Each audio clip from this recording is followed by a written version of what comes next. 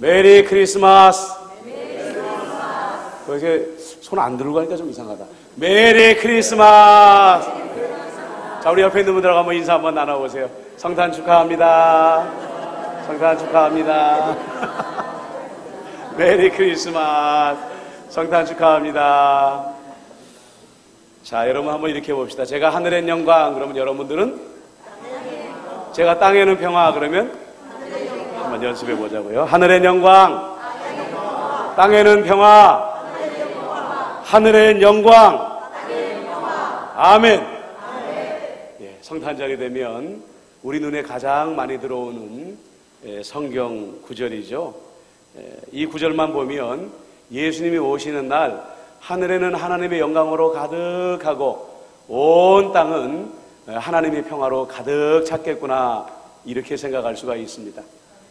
오늘 우리 이정순 장로님 기도하시는데 제가 깜짝 놀래가지고, 아니 내가 설교해야 되는데 왜 장로님이 미리 말씀하시나.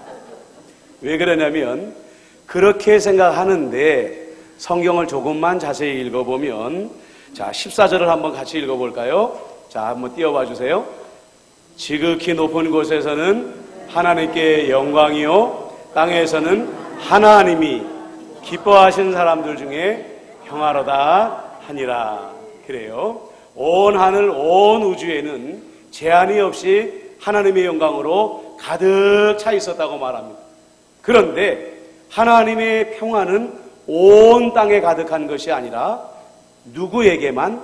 하나님이 기뻐하신 사람들에게만 평화가 임했다, 이렇게 말하고 있더라는 거죠. 성경은 하나님이 기뻐하는 사람들을 두 음절로 의인이라고 말합니다. 그런데 성경은 이 의인을 어떻게 정의하냐면 하나님의 모든 말씀을 단 하나도 빼놓지 아니하고 완벽하게 지킨 사람들, 그래서 하나님 아버지의 마음에 합한 사람들이 의인이다, 이렇게 말한단 말이죠. 그래서 이 의인들이 하나님이 기뻐하시는 사람들이라고 말을 해요. 그런데 로마서에 가보니까 어떤 말씀이 나오냐면 이 세상에는 의인이 한 사람도 없다, 이렇게 말을 하네요. 자, 그러면 이 세상에는 더불어 하나님이 기뻐하실 만한 사람이 한 명도 없다, 이렇게 말할 수도 있지 않겠냐는 거죠. 그러면 도대체 오늘 성경에서 말하는 하나님이 기뻐하시는 사람은 누구일까?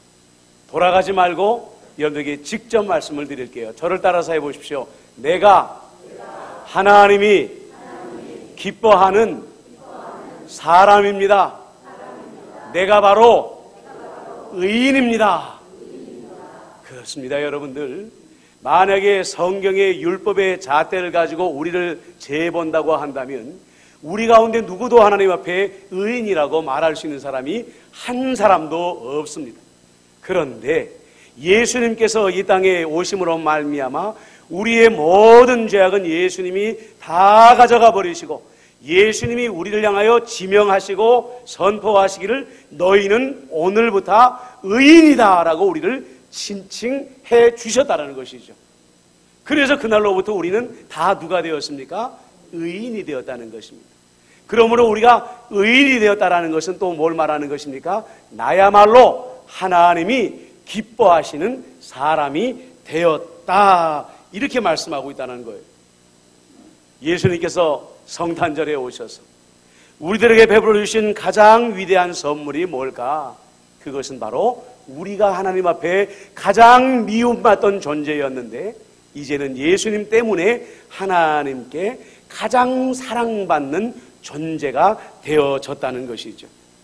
그래서 여러분들, 예수님이 뭐라고 말씀하셨냐면 내가 너희에게 줄 평강은 세상이 너희에게 주는 것과 같지 않다, 이렇게 말씀하셨다는 거예요. 세상 사람들이 누리고 있는 평화와 하나님이 기뻐하시는 사람에게 주시는 하나님의 평화는 질적으로 다르고 차원으로 다르다, 이렇게 말씀하고 있다는 거죠.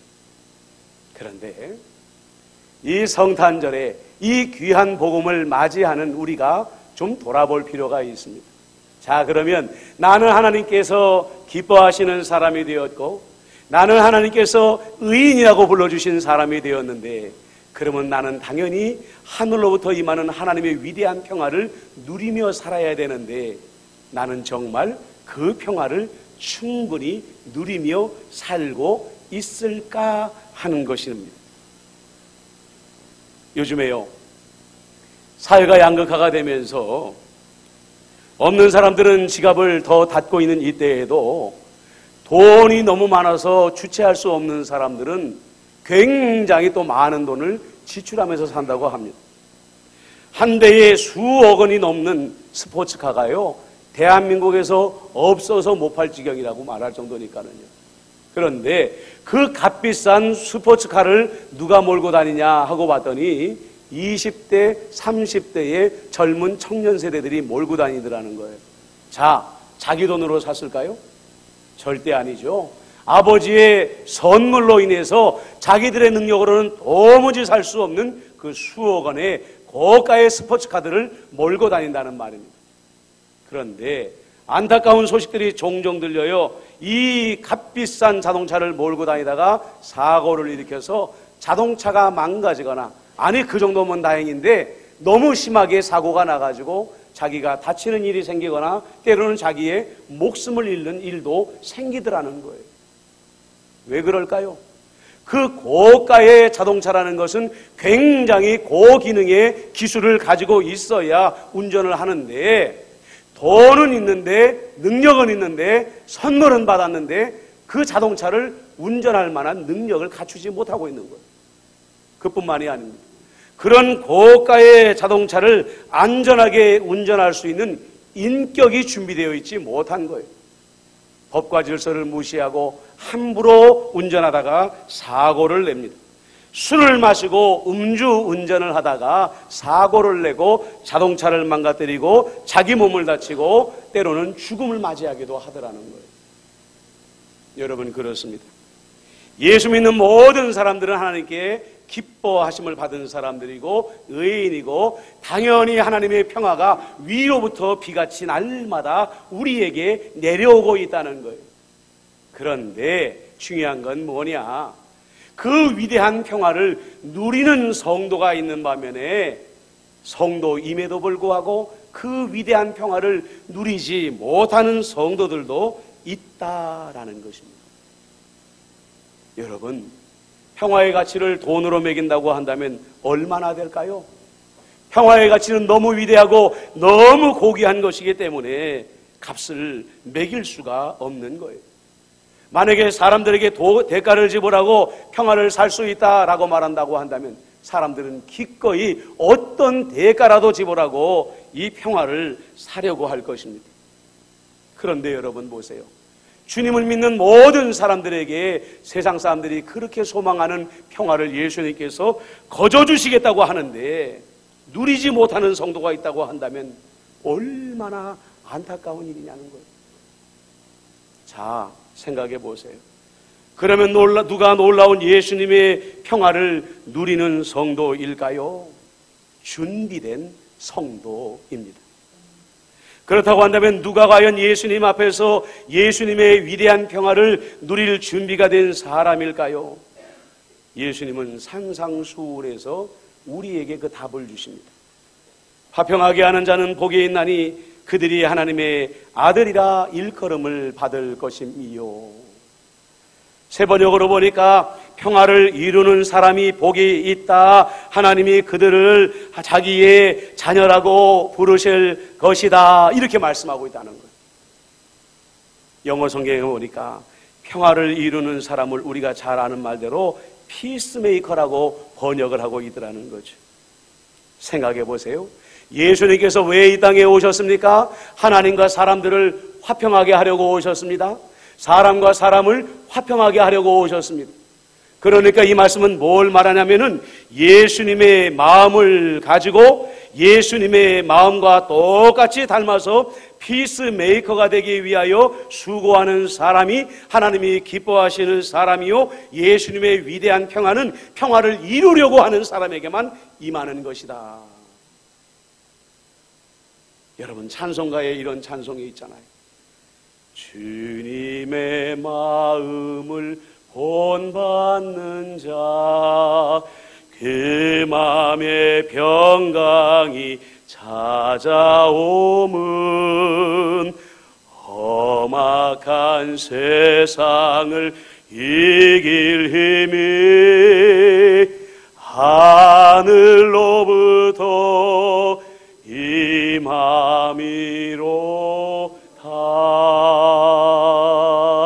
그렇습니다. 험악한 세상을 살아가는 모든 그리스도인들이 다 똑같이 존재하는데 그 사람의 마음 가운데에 평강이 임하는 사람은 따로 있다. 누구라고요? 주님의 마음을 본받는 사람.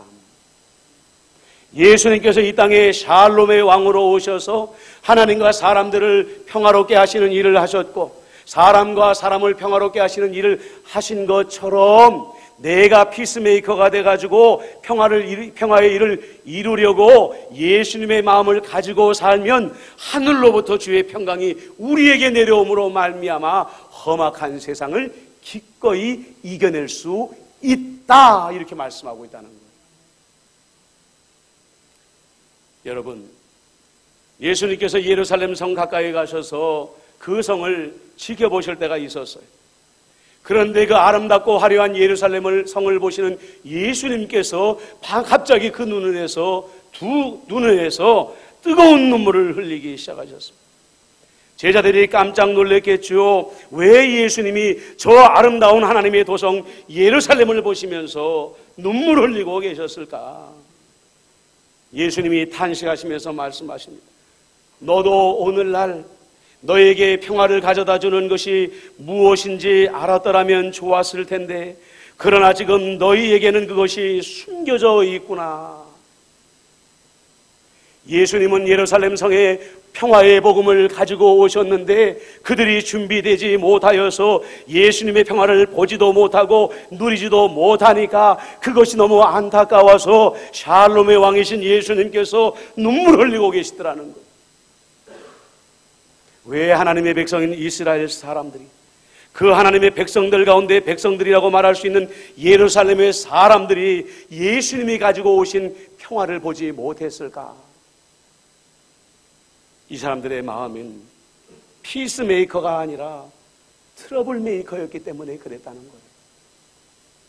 하나님의 모든 율법은 하나님을 사랑하라, 내 이웃을 내 몸과 같이 사랑하라, 이 말씀으로 완성되어지는 것인데 하나님 사랑, 이웃 사랑의 이 율법과 계명을 가지고 잣대를 만들어 가지고 서로를 판단하고 비난하고 정죄하는 일만 일삼고 평화의 일이 아니라 싸우는 일에 몰두하고 있었기 때문에 평강의 왕이신 예수님이 오신 것도 알아보지 못했고 그분이 평화의 복음을 말할 때도 들을 줄 몰랐고 이해할 줄 몰랐다는 거예요. 그래서 예수님이 그들을 볼 때에 뜨거운 눈물을 흘리지 않을 수가 없었다는 이야기입니다. 예수님이 이 땅에 평화의 왕으로 오셨을 때에 하나님의 백성인 이스라엘 사람들은 어떻게 했습니까? 예수님을 걸려 넘어뜨리게 하려고 온갖 율법의 잣대를 예수님께 들이밀었습니다. 그래도 안 되니까 수많은 거짓말들을 만들어내서 그 거짓말로 예수님을 넘어뜨리려고 했습니다. 이 사람들의 마음에는 평화가 없었습니다. 분쟁과 다툼밖에는 없었습니다. 올해 선정된 사자성어가 무엇인지 아시죠? 공명지조입니다. 공명조라는 것은요, 상상 속에 존재하는 새인데 한 몸에 두 개의 머리를 가지고 있는 새래요. 그런데 한쪽의 머리는 낮에 깨어 있고 한쪽의 머리는 밤에 깨어 있는데 한쪽의 머리가 깨어가지고 다른 새가 한 것을 보니까 맛난 음식을 모이를 다 쪼아 먹어버리고 남아있는 게 없더라는 거예요. 그래가지고 어느 날 이 새가 너무너무 화가 나가지고 어떻게 했냐면 자기 스스로 독이 들어간 열매를 먹고 죽어버렸다는 거예요. 그러니까 그 머리만 죽는 게 아니라 그 몸뚱아리가 죽어가지고 결국은 그 새가 완전히 생명을 잃어버리고 말았다는 이야기입니다. 왜 공명지조가 2019년도 대한민국의 사자성어가 되었느냐? 지금 우리나라는 정말로 전 세계에 존재한 적이 없는 극단의 분열 상태에 있다는 것. 광화문과 서초동으로 두 동강이 나 있고, 가진 사람과 덜 가진 사람이 두 동강이 나 있고, 기성세대와 청년세대가 쪼개어져 가지고 서로를 미워하고 반목하고 다투고 싸우고 있다는 이야기예요. 하물며 성적으로도 구별해 가지고 남자와 여자가 서로를 원수같이 미워하고 증오하고 싸우고 있는 나라가 대한민국의 현실이라는 거예요.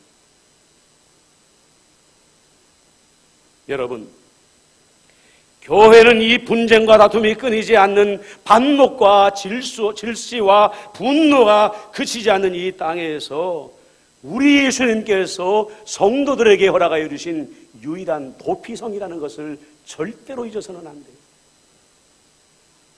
하나님의 나라에는 참으로 모든 비방과 비난과 정죄가 멈춰져야 되는 이유가 바로 거기에 있는 것입니다. 하나님의 나라는 샬롬의 나라입니다. 평화의 나라인 것이죠.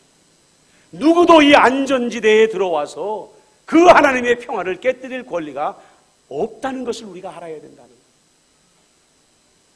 피스메이커로 가득한 교회가 되어야 되고, 트러블 메이커는 교회에 발도 디디지도 못하도록 만들어야 교회 공동체가 평화 공동체가 될 수가 있다는 거예요. 만약에 우리 안에 미워하고 정죄하는 마음이 일어난다면, 누가 누구를 이기려고 하는 일이 일어난다고 한다면 우리는 분명히 기억해야 됩니다. 교회는 누가 이기고 누가 지는 것으로 절대 끝나지 않습니다. 모두가 패자가 되어져 버리고 예수님의 평화도 사라져 버리게 되는 것이고, 교회 자체가 무너져 버리고 마는 것입니다. 교회는 예수님 안에서 너와 내가 함께 지어져가는 운명 공동체이기 때문에 그렇다는 거예요. 말씀을 정리합니다. 하늘엔 평화, 땅에는 하늘엔 영광, 땅에는 평화. 이 놀라운 복음이 선포된 성탄절입니다. 성도 여러분, 이 성탄절의 주인공이 되시기를 축복합니다. 하나님이 기뻐하시는 사람으로서 하나님의 위대한 평화가 여러분에게 임하기를 축복합니다. 그러기 원하신다면 여러분들 먼저 예수님의 마음을 본받아 피스메이커가 되시기를 축복합니다. 예수님께서 이 평화를 이루시기 위하여 목숨을 거신 것처럼 여러분이 있는 가정에서, 여러분이 있는 우리 임마누엘 교회에서, 여러분이 속한 공동체를 위해서, 그 평화를 위해서라면 무엇이든지 하겠다는 결심을 가지고 사시기를 축복합니다. 바로 그 사람 마음에만 하나님이 기뻐하시는 자에게 베푸시는 예수님의 평화가 임하게 될 줄로 믿습니다. 여러분 모두가 피스메이커가 되어져서 다른 어떤 것은 몰라도 임마누엘 교회만큼은 예수님이 세우신 도피성이 되어지고 안전지대가 되어지고 샬롬의 나라가 되어지시기를 주님의 이름으로 축복합니다. 아멘. 기도하겠습니다. 좋으신 아버지 하나님,